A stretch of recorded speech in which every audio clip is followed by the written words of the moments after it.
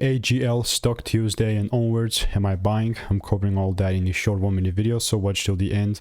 And observing Agile on health stock, we're sitting at 289 now.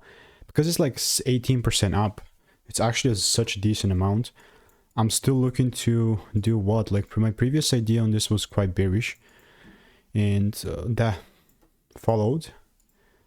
Ultimately still reaching now in a supply area, and this is where it really begins to get tricky, because where we're inside this supply zone, you have to understand that there's two outcomes, you know.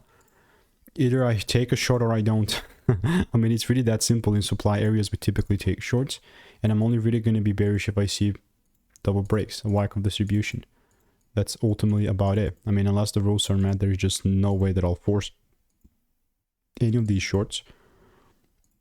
Even though it's a supply area, it must give me a proper shift.